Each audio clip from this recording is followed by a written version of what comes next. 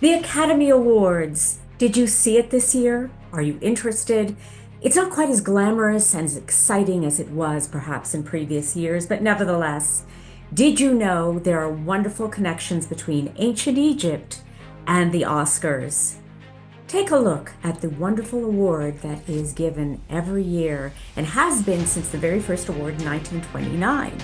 Well, its origins are in the discovery of the tomb of Tutankhamun back in 1922 when Howard Carter said, "I see wonderful things in the tomb."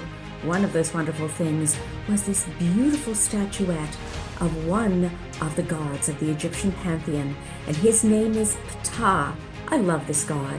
He is the creator of the universe. He's the sculptor of the earth, the ultimate creator. In fact, the Egyptians believed that the universe was created when Ptah thanked and spoke it into existence.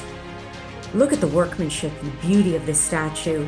Well, it was just 7 years after this discovery, 6, I guess, since it came to light in the press. The first Academy Awards in May 1929 happened, and the Oscar itself was inspired by that beautiful statuette that Howard Carter found in the tomb of Tutankhamun.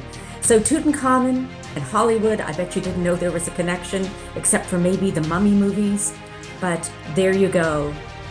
Even Hollywood and the Oscars, it all started in Egypt. Laura Ranieri Roy.